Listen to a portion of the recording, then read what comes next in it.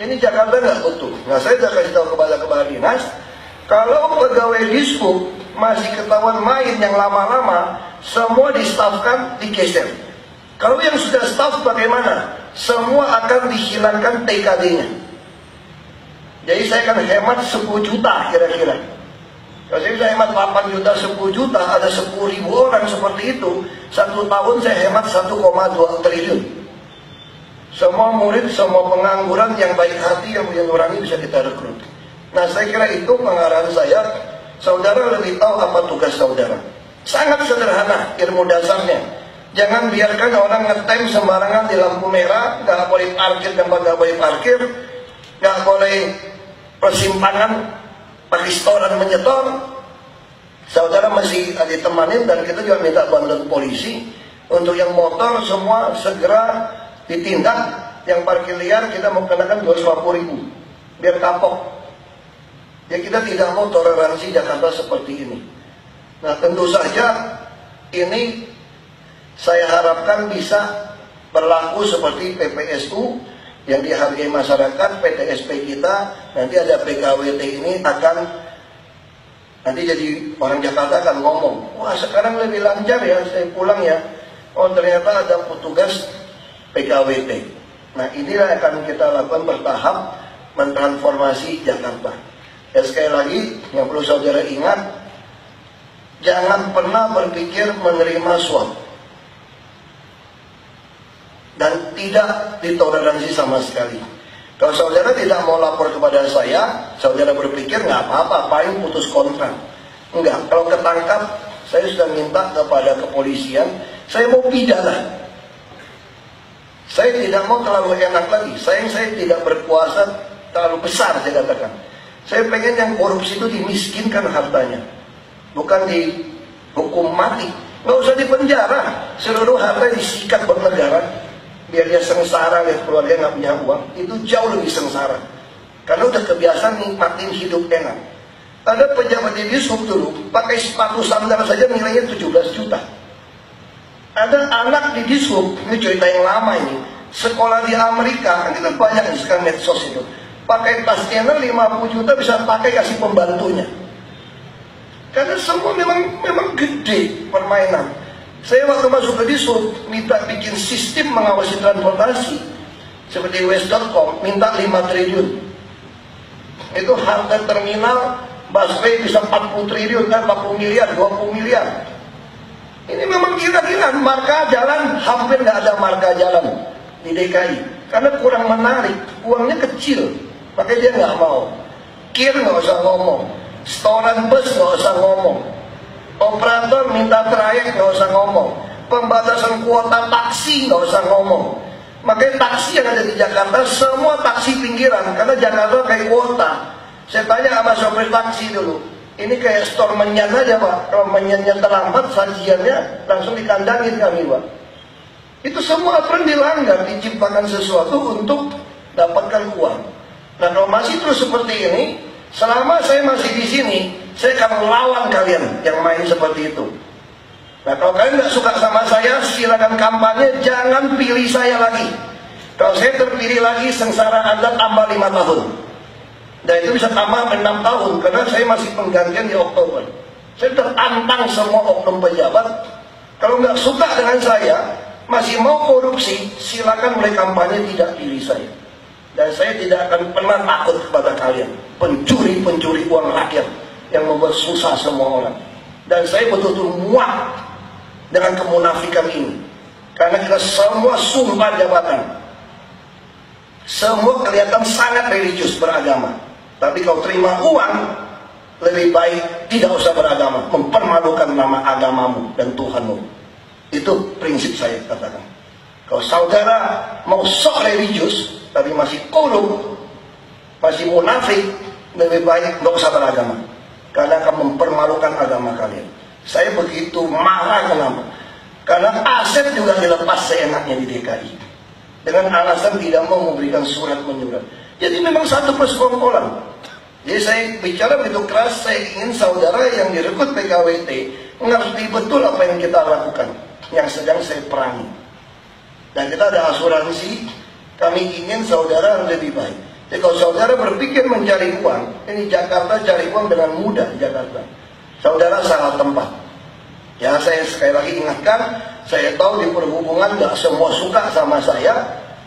Kenapa kita banyak berhentikan orang di Pol PP? Saya tahu PNS juga kasak kusuk, laporan intel, nggak apa-apa. Satu hal yang saya mau ingatkan saja, kekuasaan itu milik Tuhan. Dan kita mendapatkan amanah di sumpah jabatan.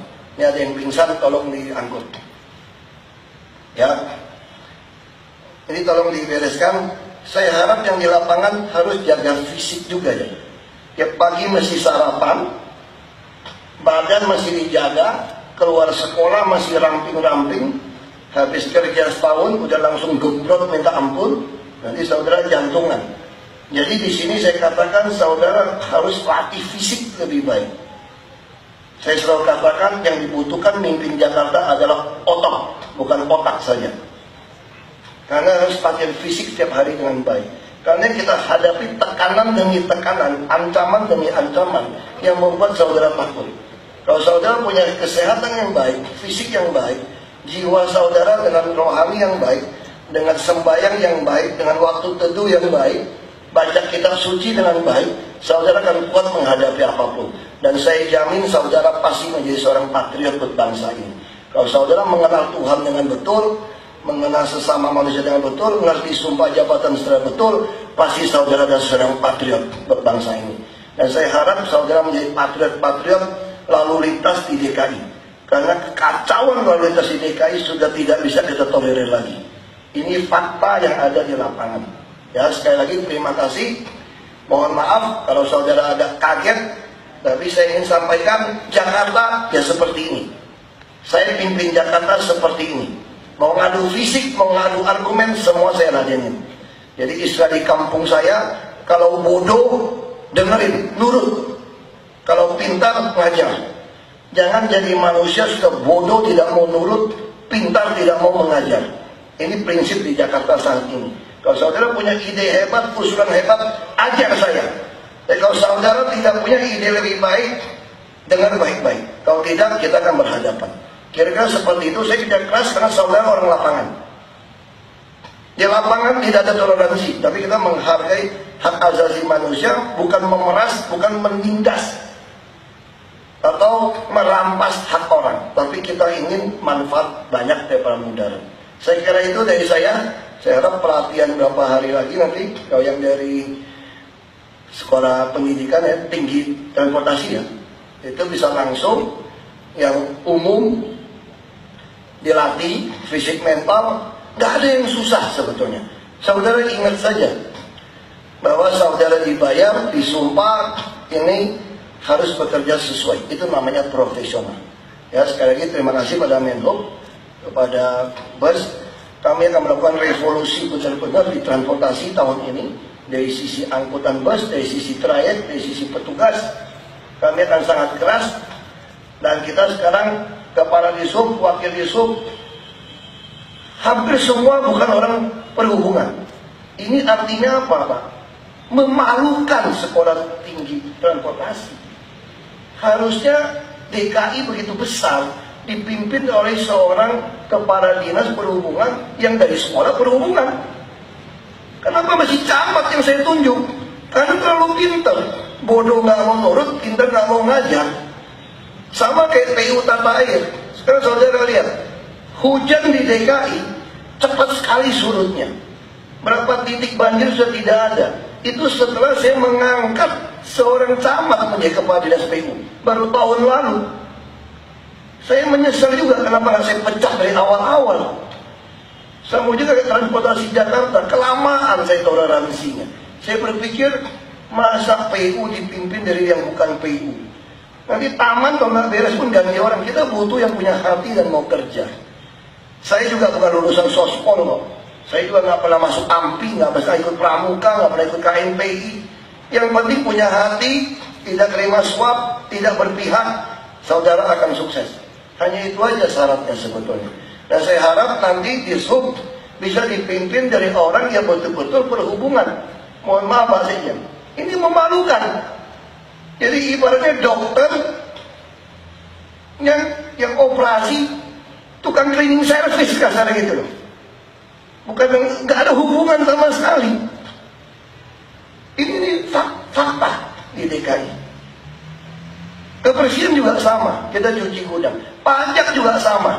Setelah dipimpin orang yang bukan pajak, peningkatan pajaknya naik luar biasa. Dipimpin orang pajak, terima setoran main semua. Ini lagi proses Polda juga. Proses pemecatan, permainan pajak restoran dan hotel. Jadi balik lagi bukan soal ilmu yang penting sekarang, tapi bagaimana saudara hati takut akan Tuhan. Saya bukan mau kasih tausiah, tapi Republik ini diuntungkan semua beragama. Semua beragama. Sebenarnya lebih cocok bertuhan bukan beragama. Kalau enggak, buang aja KTP-nya. Bikin malu Tuhanmu, bikin malu agamamu. Bagi saya seperti itu. Terima kasih.